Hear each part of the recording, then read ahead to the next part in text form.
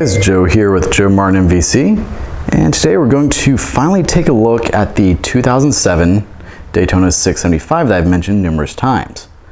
Now if we look at it from the left side here, it looks pretty good, not a whole lot going on. But then as we come around, we take a look at, say, the instrument cluster, we can start to see that things are going a bit awry. You know, maybe it's part of that mirror missing, or maybe the fact that there's a lot of road rash, or maybe the fact that the whole right side of the bike is pretty much gone. So if we take a look and just look at the things that are immediately an issue that I know I will have to fix. We've got obviously the right side clip-on. So the whole clip-on, the assembly here for the throttle cables, the brake lever, the master cylinder, everything for that. So we know that has to be replaced. We're going to wait.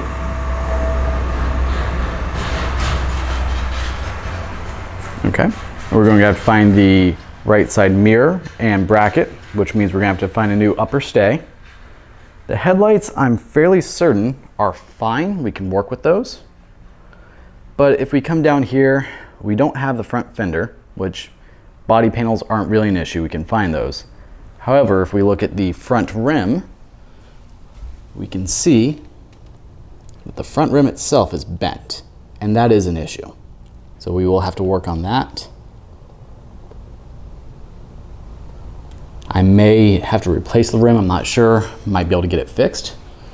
If we take a look at the radiator itself is dented, and I can guarantee you it does not hold any fluid because there's no fluid in it.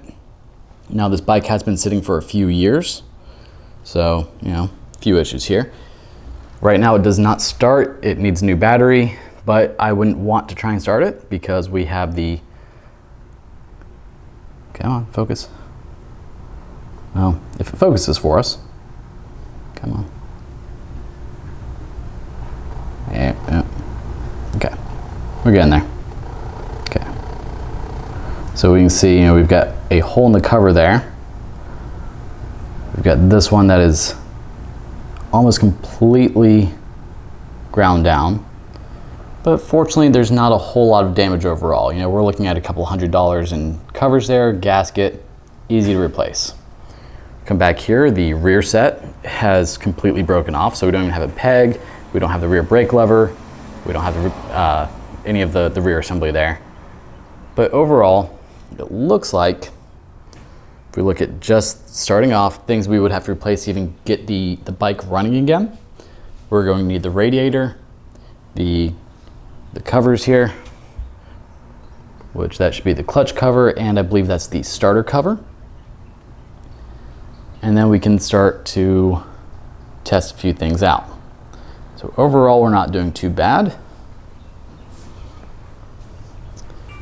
We might need new forks, I'm not sure. I will have to take them off to see if they are straight still. And I might need a new front axle. So if we take a look, left side is pretty good. There's not a whole lot that really needs to be done except for body work, of course, and clear out all of the spider webs because that's scary. I did try putting a battery tender on the actual battery itself. It does actually make it to where it could potentially start, but as soon as you take it off, you get pretty much nothing. So, as I do that, it actually kicks on. The fuel pump doesn't prime. I don't know if that's because of the battery or if it's because the fuel pump's bad. We'll see, but we will get there. So this is going to be the start of the project. I won't actually be working on it still for quite some time because I will not have the income to do so. But here we can start to look at what this project is going to entail. So I hope you guys will stay along with me for the ride here, and maybe one of these days here soon we can get this bike back on the road again. Thanks so much. Joe Martin with JoeMartinMVC. Have a wonderful day.